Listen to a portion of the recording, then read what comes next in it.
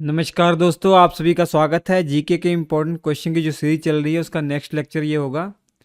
आज की इस वीडियो में हम कुछ बेहतरीन जीके के क्वेश्चन देखेंगे, उनसे संबंधित इम्पोर्टेंट फैक्ट भी हम देखेंगे ताकि जो आगे और क्वेश्चन बन सकते हैं वो भी क्लियर हो जाएं।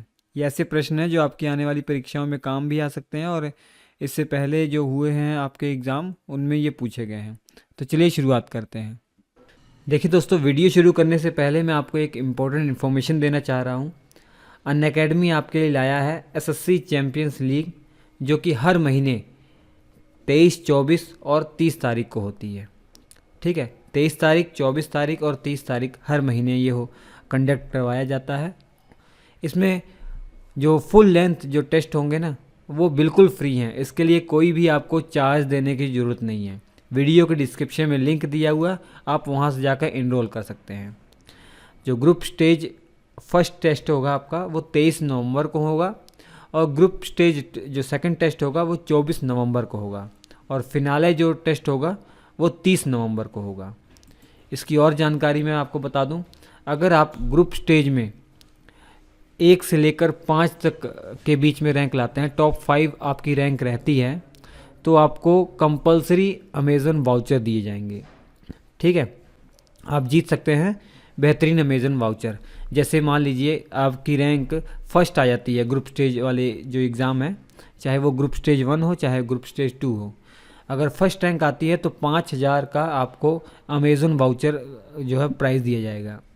अगर दूसरी या तीसरी रैंक रहती है तो 2500 का आपको अमेज़न वाउचर दिया जाएगा। जबकि अगर आपकी रैंक फोर्थ और फिफ्थ रहती है तो 1,000 का आपको अमेज़न वाउचर दिया जाएगा।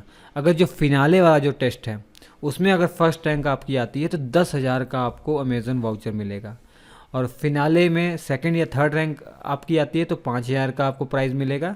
अगर फिनाले में फोर्थ और फिफ्थ रैंक आपकी आती है तो 2,000 का आपको जो है वो प्राइज़ मिलेगा। ठीक है, तो मिस मत कीजिए, ये ज़रूर इनरोल कीजिए। अगर कई स्टूडेंट को ये डाउट रहता है कि मार्क्स बराबर आ गए तो जिसने कम समय लिया होगा उसकी रैंक ऊपर आएगी। इसके अलावा एग्ज़ाम पैटर्न क्या है? जो ग्रुप स्टेज फर्स्ट वाला टेस्ट होगा 30 मिनट का आपको समय दिया जाएगा और इसका सिलेबस होगा रीजनिंग और जनरल अवेयरनेस। और स्टेज 2 वाला जो एग्ज़ाम होगा ये भी ऑब्जेक्टिव होगा, इसमें 50 क्वेश्चन आएंगे। इसका जो सिलेबस है वो क्वांटिटी एप्टीट्यूड और इंग्लिश जो पोर्शन है वो इसका सिलेबस है। जबकि जो फिनाले हैं ये ऑब्जेक्टिव होगा, इसमें 100 क्वेश्चन होंगे, 60 मिनट का आपको समय दिया जाएगा। इसमें reasoning, general awareness, quant, English सभी आएंगे। ठीक है, तो ये ज़रूर दीजिएगा। पहला प्रश्न हमारा है, अंतर्राष्ट्रीय अहिंसा दिवस कब मनाया जाता है? चारों विकल्पों में से सही जवाब आपको बताना है कि अंतर्राष्ट्रीय अहिंसा दिवस कब मनाया जाता है। 10 दिसंबर को या 30 जनवरी को या 2 अक्टूबर को या 23 मार्च को। इसका सही जवाब जो हो जाए ना, गांधी जयंती के दिन को ही अर्थात 2 अक्टूबर को ही अंतर्राष्ट्रीय अहिंसा दिवस घोषित किया गया है।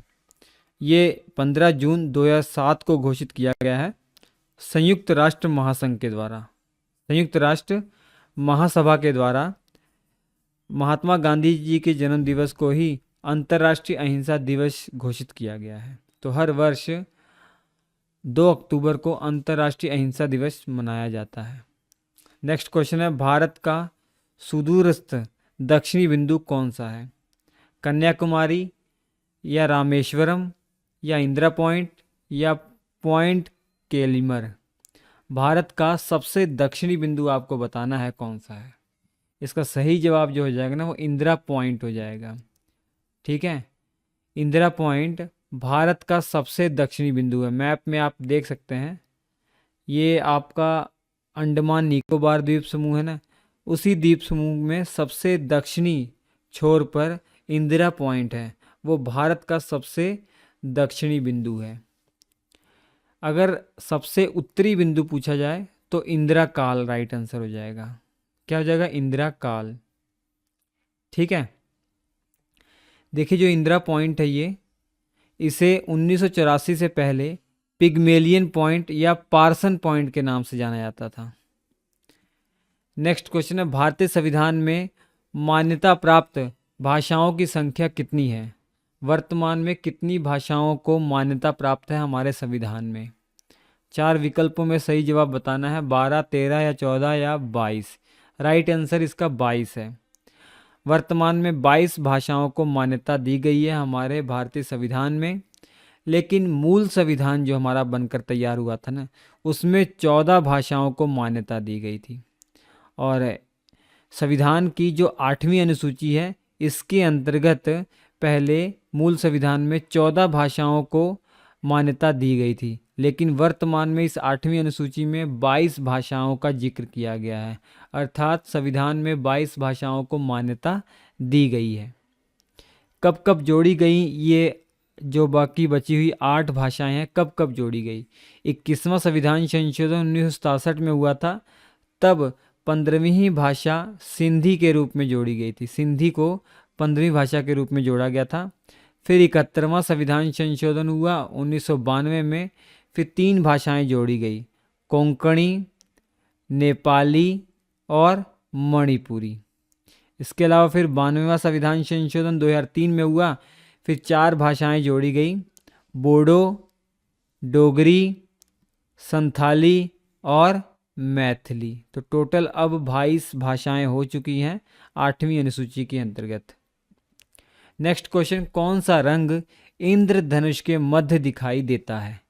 चारों विकल्पों में से सही जवाब आपको बताना है कि कौन सा रंग जो इंद्रधनुष बनता है ना, उसके मध्य में होता है, मिडिल में होता है।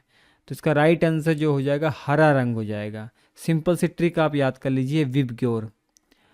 तो वायलेट और रेड ये सबसे किनारे होते हैं, सबसे किनारे जो है ना, रेड और वायलेट होते हैं, और मिडिल में देख लीजिए ग्रीन है, मिडिल में ग्रीन है। ठीक है, तो इसका हरा रंग सही जवाब हो जाएगा। नेक्स्ट क्वेश्चन है, भारत का सबसे बड़ा केंद्र शासित प्रदेश कौन सा है? क्षेत्रफल की दृष्टि से अगर पूछा जाए, भारत का सबसे बड़ा केंद्र शासित प्रदेश कौन सा है? चंडीगढ़ है या पुदुचेरी है, लक्षद्वीप है या अंडमान और निकोबार द्वीप समूह है? सही जवाब इसका अंडमान और निकोबार द्वीप समूह क्षेत्रफल की दृष्टि से भारत के सबसे बड़े केंद्र शासित प्रदेश हैं। जबकि सबसे छोटा केंद्र शासित प्रदेश क्षेत्रफल की दृष्टि से पूछा जाएगा तो वो लक्षद्वीप हो जाएगा। ठीक है, क्या हो जाएगा? लक्षद्वीप। सबसे बड़ा केंद्र शासित प्रदेश क्षेत्रफल की दृष्टि से अंडमान और निकोबार द्वीप समूह। इनका जो क्षेत्रफल है लगभग 8,249 वर्ग किलोमीटर है। नेक्स्ट क्वेश्चन, सर क्रीक कहाँ स्थित है? सर क्रीक कहाँ स्थित है? चारों विकल्पों में सही जवाब आपको बताना है। गुजरात के साथ लगने वाली भारत पाक सीमा पर, या लद्दाख स्थित भारत पाक सीमा पर, या उत्तर पूर्व में भारत चीन सीमा पर, या भारत म्यांमार सीमा पर? चारों विकल्पों में सही जवाब जो आपका हो जाएगा, गुजरात के साथ जो भारत और पाकिस्तान की सीमा है ना, वहाँ पर ये सर क्रीक जो स्थित है। ठीक है, मैप में आपको दिखा देता हूँ। ये देखिए, इस मैप के माध्यम से देखिए, भारत और पाकिस्तान के बीच में ये एक दलदली क्षेत्र है जिसे सर क्रीक के नाम से जाना जाता है, और गुजरात को पाकिस्तान के सिंध प्रांत से अलग करने वाला यही क्षेत्र है। नेक्स्ट क्वेश्चन, निम्नलिखित में से कौन किसी देश की सर्वप्रथम महिला प्रधानमंत्री बनी है? ये इनकी तस्वीर है, इनका नाम बता दीजिए, और किस देश की ये प्रथम प्रधानमंत्री बनी थी? तो इसका जो सही जवाब हो जाएगा, सिरिमाओ भंडार नायके, श्रीलंका की ये प्रधानमंत्री बनी है। ठीक है, 1960 में श्रीलंका की ये प्रधानमंत्री बनी थी, और ये किसी देश की प्रथम महिला प्रधानमंत्री बनी थी। ठीक है, श्रीलंका ही वो ऐसा देश था जिसके अंदर प्रथम महिला प्रधानमंत्री बनी। नेक्स्ट क्वेश्चन, जमींदारी बंदोबस्त किसने लागू किया था? चारों विकल्पों में सही जवाब आपको बताना, लॉर्ड वेलेस्ली, या वारेन हेस्टिंग्स, या लॉर्ड कॉर्नवालिस, या लॉर्ड डफरिन। इसका सही जवाब अगर आपको मालूम बताइए तो लॉर्ड कॉर्नवालिस इसका राइट आंसर हो जाएगा। ठीक है, स्थायी बंदोबस्त या जमींदारी जो बंदोबस्त है, ये लॉर्ड कॉर्नवालिस के द्वारा लागू की गई थी। कब लागू किया गया था? 22 मार्च 1793 ईस्वी में। ये व्यवस्था बंगाल, बिहार, उड़ीसा, यूपी के वाराणसी और उत्तरी कर्नाटक में लागू हुई थी। Next question, Duncan passage. Duncan passage निम्नलिखित में से किसके मध्य स्थित है? ये डंकन पैसेज आपको दिखाई दे रहा है, ये किसके मध्य स्थित है? अंडमान व निकोबार के, या दक्षिण व लिटिल अंडमान के, या उत्तरी व मध्य अंडमान के, या उत्तरी व दक्षिणी अंडमान के? इसका सही जवाब हो जाएगा दक्षिणी व लिटिल अंडमान। ये देखिए लिटिल अंडमान इधर है और यहाँ पे आप देख रहे हैं साउथ अंडमान। दक्षिणी अंडमान और लिटिल अंडमान के बीच में आपका डंकन पैसेज स्थित है। ठीक है, हिंद महासागर में स्थित ये डंकन पैसेज एक जल डमरू मध्य है। जल डमरू मध्य आप समझ रहे क्या होता है? कि मतलब आपको मैं बनाकर दिखाता हूँ। जैसे ये पूरा समुद्र है ना, ये मान लीजिए समुद्र है, इधर भी समुद्र है, यहाँ पे कुछ ज़मीन का टुकड़ा है, यहाँ पे ज़मीन का टुकड़ा है, तो ये जो बीच की जगह है ना, ये जल डमरू कहलाएगा। ठीक है, नेक्स्ट क्वेश्चन, जोजाक भुक्ति किसका प्राचीनतम नाम था? चारों विकल्पों में से सही जवाब बताइए। जोजाक भुक्ति किसका प्राचीनतम नाम था? तो बुंदेलखंड इसका राइट आंसर हो जाएगा। बुंदेलखंड इसका right answer. Next question, Lodi वंश किसके द्वारा स्थापित किया गया था? इब्राहिम लोदी, सिकंदर लोदी, बहलोल लोदी, खिज्र खां, किसके द्वारा लोदी वंश स्थापित किया गया था? सही जवाब इसका बहलोल लोदी हो जाएगा। बहलोल लोदी के द्वारा लोदी वंश की स्थापना हुई थी। इस वंश का, इस पूरे लोदी वंश का जो शासनकाल है वो 1451 से लेकर 1526 ईस्वी तक रहा और दिल्ली सल्तनत का ये आखिरी वंश था। इस वंश का जो आखिरी राजा था इब्राहिम लोदी था। इसी को हराकर बाबर ने एक नए वंश की स्थापना की थी जिसे आप मुगल वंश के नाम से जानते हैं। टीपू सुल्तान की मृत्यु कब हुई थी? ये तो बहुत ही सिंपल प्रश्न है, बहुत बार परीक्षाओं में पूछा गया है। 1799 इसका राइट आंसर हो जाएगा। चौथा आंग्ल मैसूर जो युद्ध हुआ था उसी दौरान इसकी मृत्यु हो गई थी।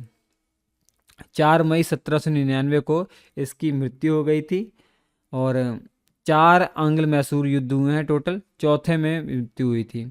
पहला आंग्ल मैसूर युद्ध 1767 से लेकर 1769 तक चला।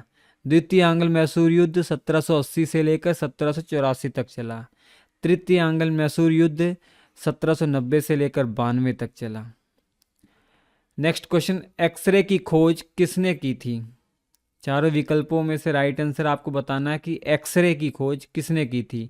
यही व्यक्ति हैं, इनका नाम है रोएंटजन। तो रोएंटजन के द्वारा एक्सरे की खोज हुई थी। ठीक है, इसकी खोज जर्मनी के प्रोफेसर, पूरा नाम इनका अगर मैं बोलूं, विलियम कॉनरेड रोएंटजन के द्वारा 1895 ईस्वी में की गई थी। इसके लिए इन्हें 1901 में नोबेल पुरस्कार मिला था भौतिक विज्ञान के क्षेत्र में। और भौतिक विज्ञान के क्षेत्र में सबसे पहला नोबेल प्राइज़ पाने वाले यही हैं, नोट कर लीजिएगा। नेक्स्ट क्वेश्चन है, निम्नलिखित में से किसे विश्व का चीनी का कटोरा कहा जाता है? निम्नलिखित में से किसे विश्व का चीनी का कटोरा कहा जाता है? चारों विकल्पों में से सही जवाब आप बताइए। तो सही जवाब इसका क्यूबा हो जाएगा। क्यूबा को विश्व का चीनी का कटोरा कहा जाता है। तो आज के इस लेक्चर में बस इतना ही। स्क्रीन पर 4 लेक्चर आ रहे हैं महत्वपूर्ण, देख लीजिएगा। हम आपसे मिलते हैं अगले एपिसोड में, तब तक के लिए नमस्कार।